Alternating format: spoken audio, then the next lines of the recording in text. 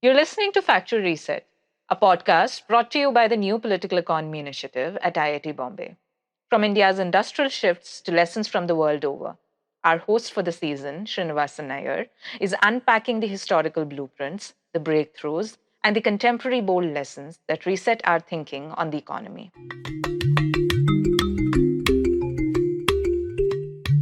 Thank you very much, Pranay. So let me request you, Pranay, to list out some of what you would consider key policy instruments being deployed today in India by the center or states to advance industrial policy outcomes. Yeah, actually, industrial policy in that sense never really went away. We always had some or the other industrial policy from a long time, but their nature has definitely changed. So, for example, earlier you could give export subsidies, but now you can't give export subsidies under WTO rules. So, you have to figure out some other way to encourage exports without you calling it an explicit export subsidy, right? So, earlier you also had a large amount of policies, like you had items reserved for the manufacturer exclusively by the small sector, right? So this policy was also an industrial policy, but of course, with increase in government capacity and thinking, we are actually not doing some of the more stupid industrial policies.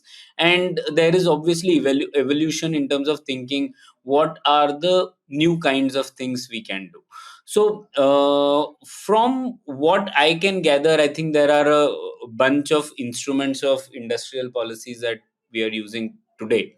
I think the most obvious one is what the government talks about a lot, which is the production linked incentives. The PLI scheme is an industrial policy which is basically a cashback for a company which does manufacturing in India, whether it is a foreign company or whether it is an Indian company.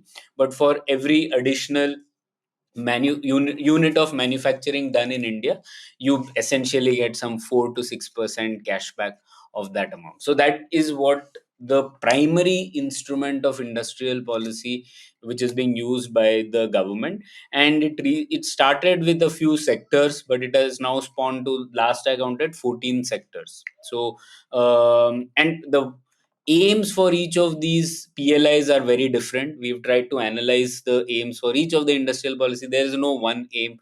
In some cases, it might be to reduce imports from China. In some cases, it is to actually have jobs. In some cases, it is to maybe it's just the easy thing to do, and because every other sector has a PLI, you need to do one. So there are a bunch of these things, but broadly giving some incentive for additional production done in India is one incentive, kind of industrial policy.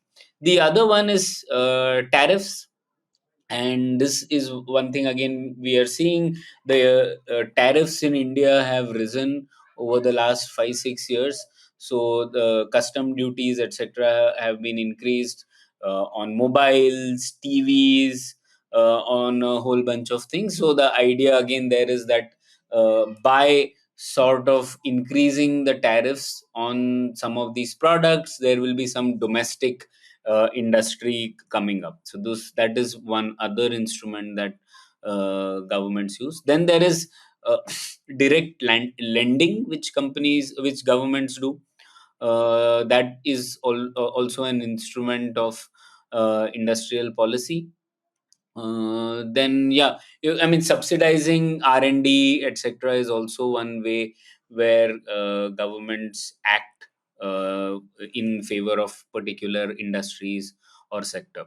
The last one is special economic zones, and giving sort of specific tax rebates for specific sectors, or giving specific land rebates, are also forms of industrial policy. So I guess these are some of the instruments which are in use in India. Oh, thank you very much, Pranay. I mean, this is so very clear, and you've listed out what we too feel are very, very important policy instruments in play today. Now, if we move further, and I request you to consider the effectiveness of such policies, and the effectiveness could change depending on specific circumstances. So, if I further ask you to consider some sectors which are technologically very dynamic and sectors which are necessarily part of global production networks. And whether it's a semiconductor sector, or whether it or subsector, or whether it's sort of electronic components and electronic devices, medical devices, and so on, how would you evaluate the effectiveness of this raft of policies to achieve what the government seeks to achieve? Yeah, I think there are two different questions. One, you would judge a policy by whether the policy is meeting what the stated outcome of the policy itself is, right? So, if the government wants a policy to do X, whether it is achieving X or not is a simpler question. The second one is whether what it should do, right? Whether the objective that the government has set, that itself is to be questioned, and can we then rethink that objective, right? So now, as I said that, Well, Pranay, you're anticipating my succession of questions. So my first question would be, please try and assess the effectiveness based on what its stated objectives are. And that would have been the follow-on question. So thanks for anticipating, but please go ahead. yeah, so stated objectives itself, they are very different in a bunch of different industries. So I can give you an example of currently itself.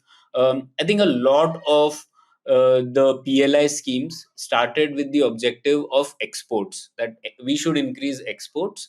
And a lot of this thing, I mean, the good thing is that these industrial policies, as I said, because of increase in government capacity thinking, are not the stupid policies that we had 40-50 years ago, right? I mean, as a democracy also, we've matured in many ways, so we are not doing that only. Sorry, may I interrupt you, Pranay? If you can, in fact, speak to the policies for the technologically dynamic sectors such as semiconductors and the ones which deploy electronics, including medical devices and phones and so on and so forth. Yeah, coming to that. So, if you see laptops, for example, right, the example I was coming to was the PLI schemes for laptop manufacturing. Now, the aim that the government began with was to increase exports, but over time the aim has become to actually decrease imports from China. So there is the import substitution has sort of become the main objective, and it has displaced exports, which was the main objective in PLI 1.0 for laptops, etc., right? So that is one example of how this is shifted. And we don't have the results for it because the first PLI didn't work at all, and now the government is trying to sort of, it has modified, increase the amount of incentives to and rework that, and it is hoping that there will be more investments. Now, coming to semiconductors, this is now the PLIs, if you see the way government has attempted, is that in the industrial policies for semiconductors span across the entire value chain. So there is some industrial policy for design of semiconductors, some industrial policy for making, manufacturing and fabrication, another one for displays of mobile phones and other electronic devices, right? So all of these are different components, all of them have different objectives. So for example, to me, there is no sense of why the government would want to reduce imports of displays coming from China. I mean, it's okay if we are importing displays from China. There's nothing strategic about it or something sinister that China can do with it. And it's also not that China is the only supplier of these kinds of displays. You know, there is Korea, Japan, etc. So if China doesn't supply, we'll get it from other places. So I don't see any strategic reason for why you would do that. But on the other hand, if you see the objective for fabrication, I think there the government's objective is more clear. The objective is that you want to become a part of this global value chain. We already have sort of the upstream knowledge in this, in the sense that a lot of semiconductor design is happening in India, but it is happening for MNCs. But there is talent to design products, but none of these products can be manufactured in India. So there is a sort of a gap, and clearly, if you you start with some capability in this sector, it will be beneficial, not just from a sense of being downstream of capable design, but also from the fact that this is a strategic thing that you must know. For example, our defense sector or our space sector, or many critical components, you would want a larger portion of that to be made in India, or at least you would have certain critical components of them being in India, so that no other nation state can coerce you at any particular point of time. So that is sort of, to me, makes sense. The third part of this was specific industrial policies for semiconductor assembly. That, to me, again makes some sense, because this is where India has a comparative advantage. We have this is a labor intensive segment of the supply chain, doesn't require as much capital investment as a fab. So given that we have the labor cost advantage, it is probably beneficial now to think of putting money in this. When I say this, I said in terms of the entire semiconductor supply chain, we are trying to do. There are different objectives for each of the segments, and for some segments, it makes more sense than others. So, for assembly, the objective is more clear, and there is also comparative advantage. So, it makes more sense. For displays, it doesn't make sense to me. For fabrication, it makes limited sense, to the extent that this is something India must learn at some point of time, and maybe you want to start small by at least capturing some part of this fabrication chains, maybe in very specific things, right, like analog semiconductors, etc., which won't require the kind of capital or TSMC or big firms require. But you start learning, and maybe 30-40 years down the line, you have sort of germinated a segment that can work out over that time. So all these, and then the fourth one on design also, again, the central problem in for India in that segment is that there are a lot of MNCs, there are a lot of designers. 20% of the world semiconductor designers are in India. Almost yeah, all the top 10 semiconductor companies by revenues have their design centers in Bangalore, but the intellectual property produced out of India is below 150 crore rupees, right? So that's because all of this intellectual property belongs to companies which own this. So the idea is, if we want Indian intellectual property, we need to help some of these companies productize. And as you know, semiconductors, it takes very long time for a chip to actually see a device and convert it into. So the gestation period is quite high.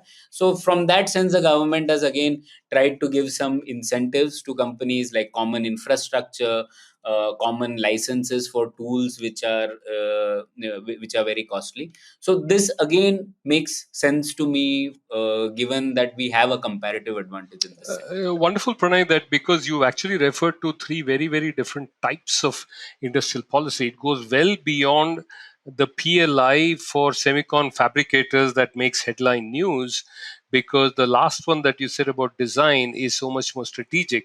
Because I have two follow on questions, and one of them probably you already answered. One is that how can India work into it the flexibility in a technologically dynamic sector to stay abreast? In a sense, we all know that the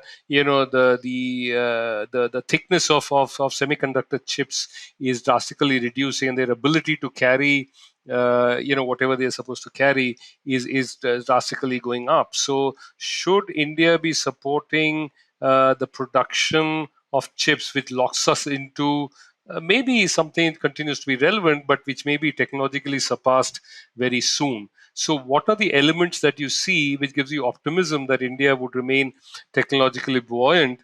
And what are the indications that you see which might actually lock India up in a suboptimal technology for the future? Actually, in all the industrial policies for semiconductors, we are essentially playing catch up. So the no none of these segments, the aim is for India to become sort of number one.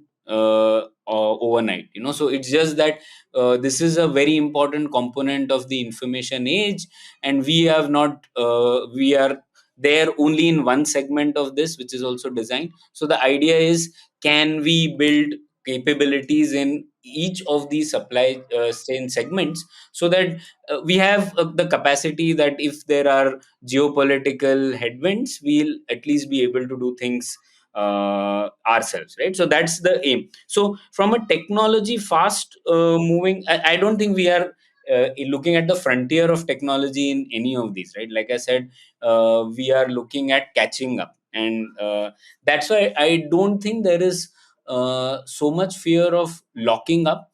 What I would say is, for example, if we are able to increase capabilities of our designers, uh, and be able to have policies which make it very easy for a semiconductor company to be incorporated in India, whether these might be, and there are lots of arguments as to why these things are difficult, various policies, tax policies, repatriation, all that makes it difficult for companies to actually incorporate out of India. But if we make that segment as our core strength, then we can probably have a leverage in a geopolitical sense. So maybe we might not have all the chips manufactured out of India for next 30, 40 years. I don't see that happening. It doesn't happen even in Taiwan.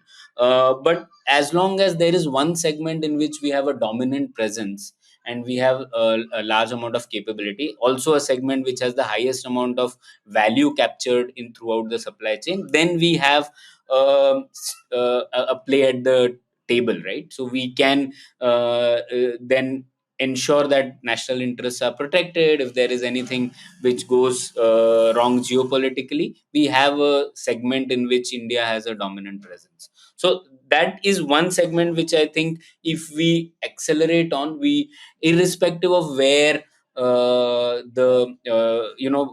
not going to lock ourselves in, like you mentioned. Even if the fab technology today, we start at 65 nanometers, whereas TSMC is looking to build a 3 nanometer. That's all our ambition is. We are not looking in, no government is looking at building a 5 nanometer plant in India right now. It's just too costly. The latest 5 nanometer plant of TSMC was $12 billion, whereas the entire semiconductor outlay for India itself is 76,000 crores. So I mean, it is smaller than the one fab which TSMC is building in Arizona. So the Indian government is not even trying to aim that high. It is trying to get a foothold in this segment, such that 20, 30 years down the line we'll learn. But like I said, you can just play catch up in this domain. Whereas if you build capabilities in design, get really good at it, then you can reach the frontier far, far more quickly. It also plays to our strength of services, being good in design services rather than focusing on manufacturing.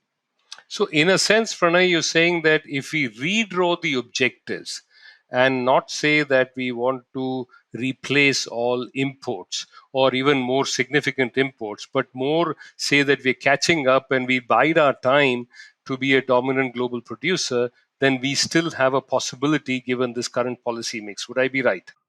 Yes, I would say we need to rethink the priority or that government is according to the objectives, right? So decreasing dependence on China shouldn't be an objective for semiconductor policy, or at least it should be very low on the priority scale. So the first priority, according to me, should be look at our comparative advantage, invest money, and put industrial policies in areas where we already have comparative advantage, so that we can quickly gain strength.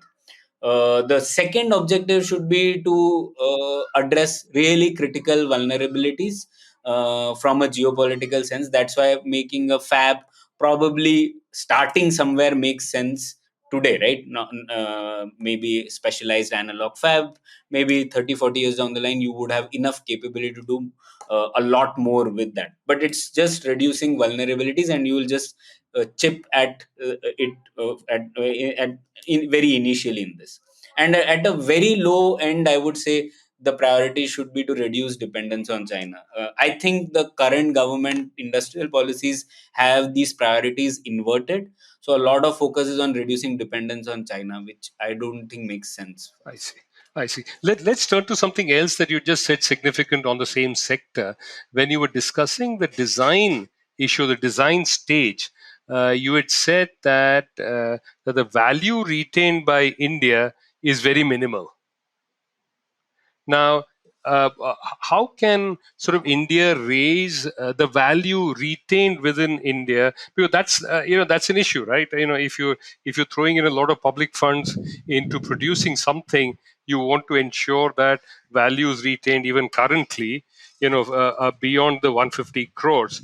Now, it's a tough question because globally, there are just a few companies which have a dominant presence there. And besides, this is only part of a globally fragmented production network. So what is India doing now that is good about the design segment, and what more can it do to enable greater both value addition as well as value retention within that segment? Yeah. So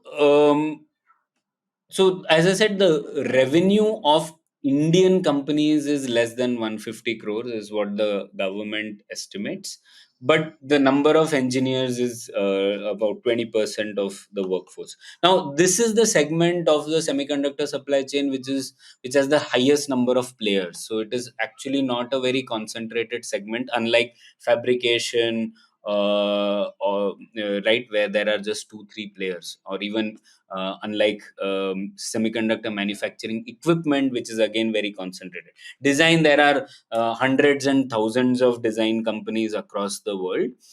So the idea there is, can you innovate, can you make new kinds of products? That is the challenge. And as I said, the government's main aim is, how can you encourage more of these Indian companies to incorporate in India? So there are a lot of semiconductor firms which are being formed, which get incorporated in the Silicon Valley, etc. Just because there is a bigger investor pool there, valuations are better there. So it is quite obvious that they are going to incorporate there. From my perspective, I think that shouldn't be a concern at this stage. I would say that the government should back companies which can have India private limited arm. It's okay if they are incorporated elsewhere, but if they have a private limited arm in India, and as long as the government is puts clauses which say that a large amount of development is happening in India, a large amount of significant amount of the product creation is happening in India, as long as that is satisfied, it's okay to fund these kinds of companies. Otherwise, actually, government plan to fund hundreds of the 100 companies with this industrial policy in design. As of the last month, I know that only 6 companies had come forward. So it is clear that most of the companies that you want aren't applying because they don't fit this criteria that you wanted. The government wants more than 50% of ownership to be Indian, etc., and all that. So I don't think that should be the concern. Let it as long as a large amount of product development is happening in India, those founders will go on to start new things. They will build new products. They'll leave those companies, start new companies. So government doesn't need to be obsessed about intellectual property should be Indian from the starting of this policy, right? Let it be over time. And as long as development is happening in Bangalore or India, we win. Yeah. No, and Pranay, apart from assistance aimed at specific companies, you'd also referred to some government policies aimed at certain sectoral infrastructure, for the design of semiconductors. Can you please speak a bit more about that? So that's, in a sense, industrial policy beyond just support to individual companies. Yeah, that's very interesting. So, for example, the government. Yeah. So, for example, the government of Karnataka has a initiative called the Semiconductor Fabless Accelerator Lab, SFAL. It's a very interesting industrial policy instrument. what the government has said, that there are lots of startups. Each of these semiconductor design startups would require licenses for software tools which are used to build hardware, which are called EDA tools. And these licenses are humongously costly, very difficult for a startup to sort of get large number of licenses. So what the SFAL, for example, does is it has common licenses, and it has common infrastructure, common funding for prototyping of these chips, etc. So these are all being provided by a government industry partnership, and startups can actually avail of these common infrastructure facilities without having to invest on their own. So I think this is a interesting instrument, and quite makes sense, given that the government of Karnataka, it matters to government of Karnataka how the hardware industry develops in the state.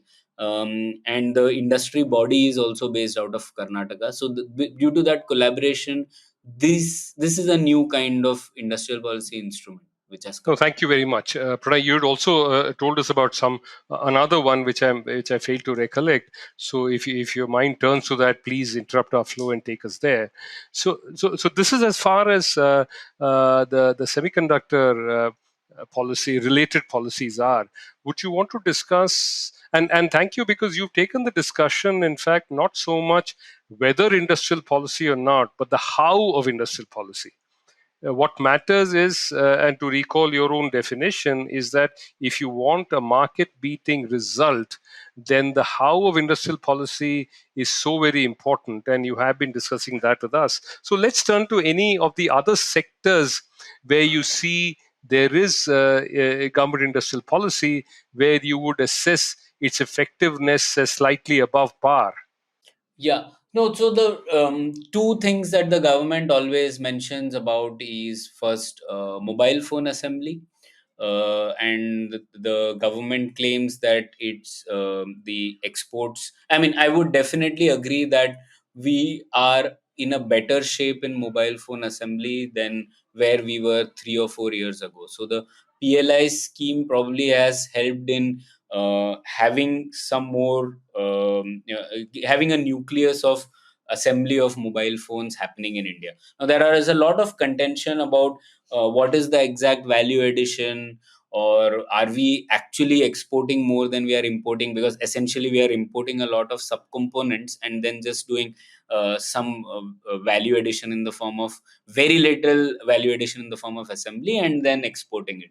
So the question is again, the money that the government is throwing at this, does it actually exceed the amount of value generation that is happening? So these questions remain, but I would say that we are definitely in a better position than now, and especially a lot of the way this industry operates, the mobile phone assembly, is that there is a nucleus in the form of final assembly, FATPs, final assembly and testing plants. So Foxconn is actually an FATP for Apple, right? And the way Apple would operate is that once an FATP sets up a base in a particular country, it is in the interest of the FATP to have many local suppliers as well, because they want to produce a mobile phone every Christmas, right? So they can't depend on one engineer flying from China if there is a problem, or another one flying from Taiwan, etc. So they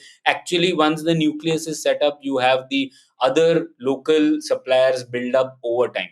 So this industrial policy which the government had in the first stage has been successful to the extent that some of the FATP has is happening in India now, and the hope is that once these nuclei are in place, the local value addition will also increase over time. So to this extent, I think the industrial policy has been successful. I would also say that, a lot industrial policy is not a substitute for a lot of the other reforms that we need. For example, in mobile phones itself, a lot of the PLI money that government has given is actually going into paying the higher import tariffs on subcomponents, which the government has increased, hoping that people will do more of local manufacturing. But if in effect people are FATBs are just sourcing them from abroad by paying an import tariff. So in fact, government, the money that government paid through PLI is going back to the government through an import tariff, right? Without any significant reduction in costs for making that phone in India. So I think along with the PLI, you would also need a liberal trade regime such that the company which manufactures in India is able to manufacture the phone at the cheapest and most productive rates, so that it can then export globally. The aim of the industrial policy shouldn't become how many phones that Indians are using are Indian made. That's like a very low bar to aim at. I mean, just 6% of mobile phones of the world are consumed in India, right? So if you would want to aim for the remaining 94%, at least capture some significant portion of that. So this is how I would rate it. And mobile phones, it is an initial success to the limited extent that assembly testing, especially for a big brand like Apple, is happening in India. But there is a fear that we might just stop at this stage and we don't do the other things. And there's a lot of good papers by the Indian Cellular Electronic Association, which is the industry body for mobile phones. This is the first time I have seen an industry body say that import tariffs are bad for the sector, and they have very nicely done a comparative study with how import tariffs are used in Mexico, Malaysia, Vietnam, China, and India, and they find that amongst all these countries, India relies the highest on having higher import tariffs to do local manufacturing, and that in turn ends up hurting Yeah. us. No, thanks, Pranay, for bringing us to uh, a sector which could potentially have significant local technological spillovers. Now, if you recall the automobile sector in the 80s and the 90s, a lot of the spillovers were generated because of local content requirements, and you seem to suggest that even in today's sort of globally fragmented production, even in the absence of local content requirements, having that the final testing facility and final assembly and testing facility would be sufficient incentive for increasing local content procurement over time. Now, would you be optimistic about that, or do you think that further policy refinements would be required so that there would be that and further technological spillovers? What would be your thoughts on that?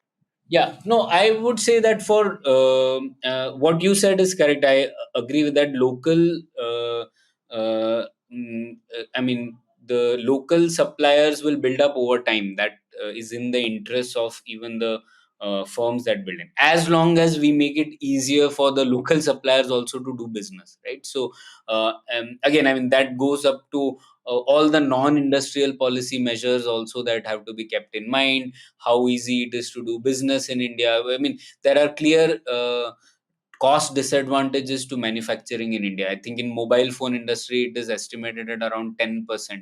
That is the cost disadvantage that you would face if you're making the same phone in India versus, let's say, in Vietnam. So that 10% cost disadvantage is Sorry, I'm just curious. So, which element or which elements does that spring from? The increased cost, just doing business in India. logistics, and Electricity is costlier, not reliable, I see. tax structure, all those. So this is I think this is on record an ICA stated number which had come up. So yeah, so this is the cost disadvantage that are there, and similarly there are cost disadvantages for local subcomponent suppliers also, right? Just doing business, etc. Import tariffs are there now, so even importing subcomponents is costly. Let's say you want to import manufacturing equipment to make those subcomponents, that is costlier. So all those are the measures which I would say government can do to accelerate this. But as the automobile industry example showed, that once you have a big nucleus in place, local suppliers do build up over time. Of course, the automobile industry also happened because the government was able to give special attention and sort of relaxation for Maruti, because it was a project which was dear to the prime minister at that time. But that won't happen in all sectors, right? On 14 sectors, we can't expect government to pay close attention and be invested in it. So that's why, as long as they are making it easy for more companies to do business, I think I'm hopeful that local supplier things will build over time. In these calculations, Pranay, how important is the ownership of companies? I know that you said about the design issues. So it's all right whether the companies register incorporated in India or in the US. It doesn't matter much. But those are sort of that's probably a different segment in the phone sector or elsewhere where. Does it matter what the color of the investor is, in a sense, because the East Asian transformation took place riding a lot on domestic brands, partly because, and I'm just referring to literature, it was felt that reciprocity is easier to be ensured where the entity is national. So if there are conditions placed, then those are generally lived up to. Whereas if they're footloose global manufacturers, it might not be so, and so on. You'd be familiar with these arguments. Has the situation significantly changed now to in fact remove or reduce the significance of national ownership vis-a-vis transnational ownership of the specific units on which, because finally policy rides on units? Yeah.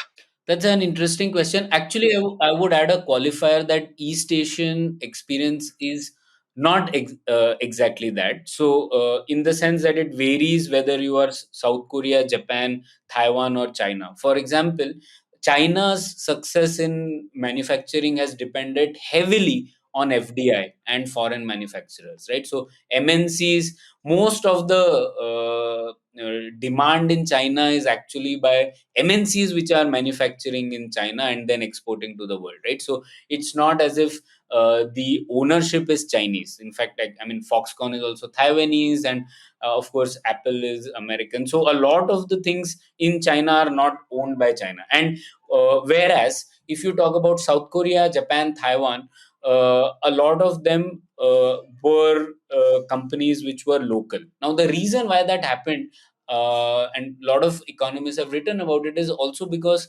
technology transfer from US to South Korea, Japan, and Taiwan was much easier because they are allies. And there were lesser restrictions for, let's say, a Radio Corporation of America to hand over the manufacturing technology to TSMC, right? So there were no restrictions on that. And it was also a period of, I mean, the 60s, 70s, when Japan started, there were less concerns that Japan would become a challenger, right? That time it was still a country which the Americans have rebuilt. So those were important reasons why technology transfer could happen and local players could then use that technology transfer to make their own products. That was not the case that happened in China.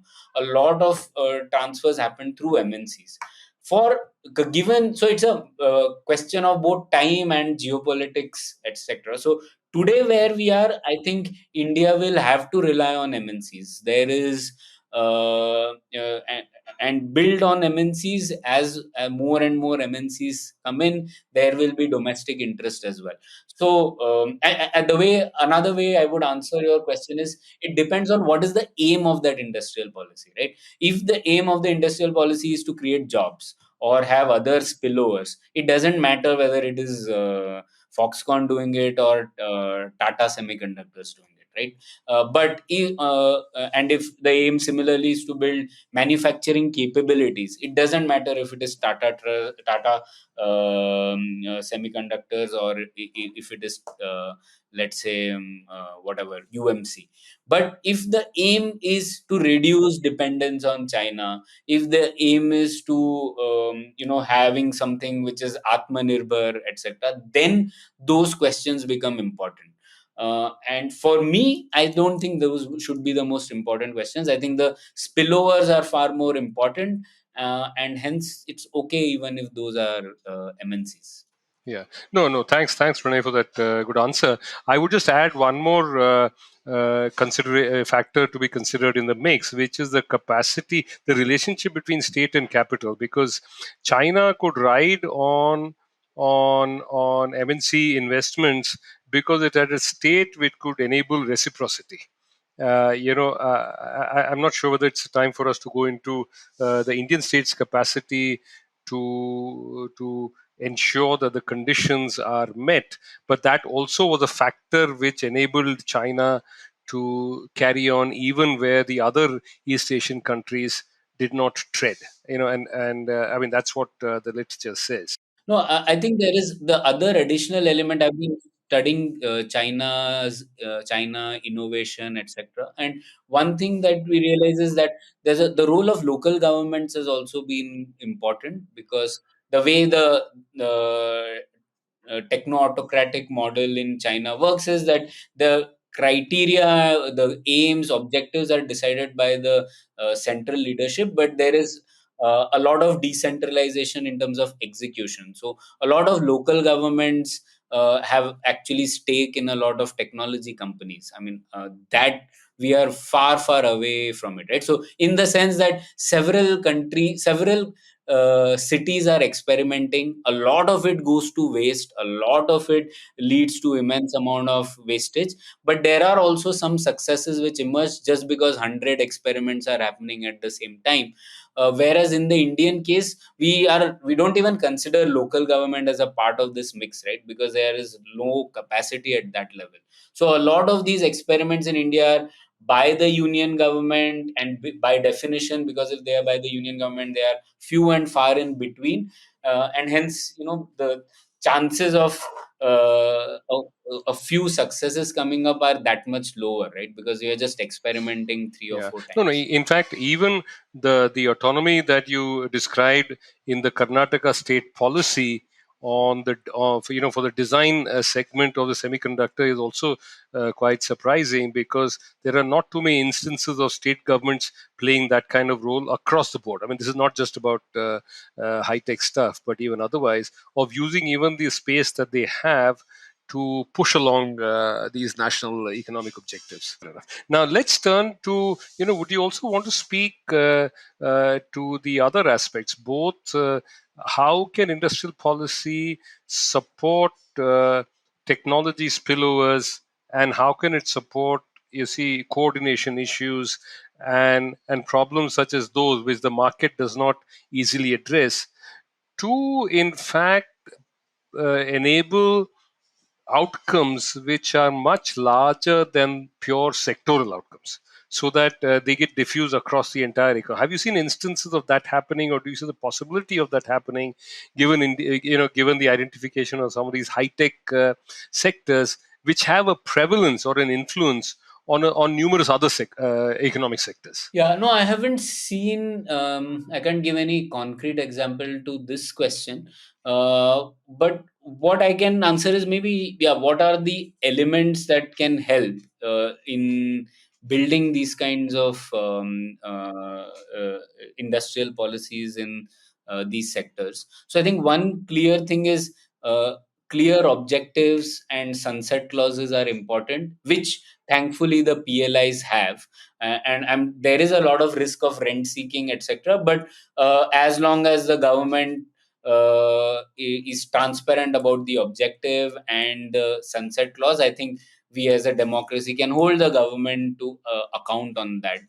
So the idea is clear objective is important. The other thing is transparency is important in these kinds of policies, that where is the government on each of these, on value addition in a segment, what have they been able to achieve through this. That is not very visible. A lot of the PLI data is not at all there in the public sphere. For example, we still don't know how much exactly value addition we do in mobile phones, even though there are thousands of crores that we have given in the form of PLI. So that transparency will help improve the policy debate, and also help improve the policies. The third one I would say is, as long as exports are the target, and not a low, if you're not aiming for something very low like import substitution from China. uh, as long as exports are the target, then industrial policy is sort of aligned in the direction we would want it to be, that you are then trying to be the best in that segment, whether you are an MNC or a domestic player, and that's your aim. So if government money is being put, it better be the aim rather than aiming for something uh, very low, like just reducing dependence on China. And the fourth, in terms of, like you mentioned the word capacity, I think that is important. We don't have the capacity to look at 14 sectors in for industrial policy. So if there is, first of all, what is the objective is should be clear. If the objective is uh, having dominance in certain segments of these supply chains, which where we already have our comparative advantage, then we can focus industrial policy, especially the budgetary outlay, on these specific sectors, rather than having industrial policy from everything, starting from textiles to semiconductors. Surely the same policy instruments can't work in a segment where we already know what's to be done, versus a segment where we are just beginning. And yeah, I mean, another important element for me in this is that to think along value chain segments and not at the level of sectors.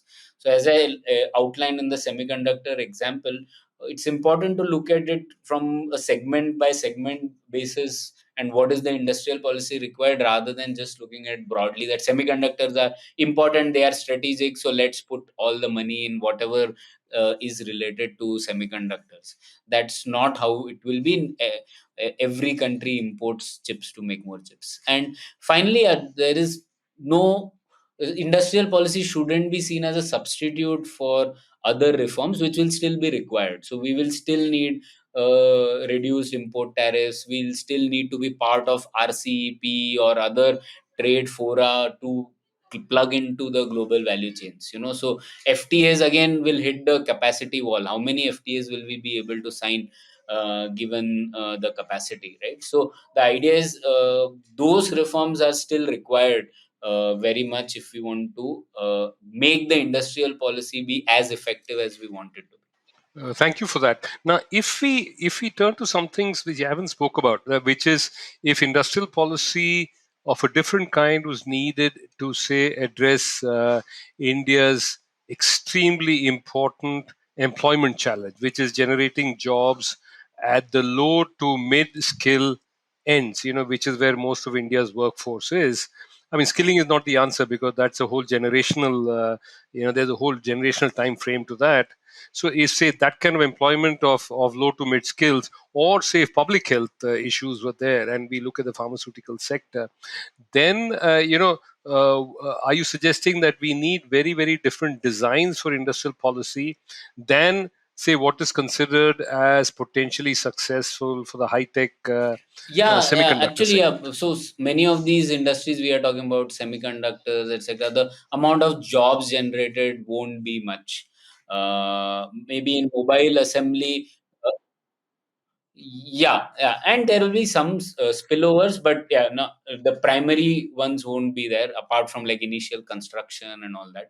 Mobile assembly somewhat more so. Even semiconductor assembly, there will be some low skill labor, but we are not going to be generating jobs in the millions from this, right? So the in all other sectors, I would say maybe it's not so much about industrial policy at all. In many of the other segments, I think, like for example, why is it that textiles, which is a high employment sector, why is it that Bangladesh is doing better than what India is doing now, right? So a lot of it is also to do with the fact that there are much bigger industry sizes in Bangladesh compared to in India, right? So we have to look at those kinds of elements. What are the impediments to scaling up in India?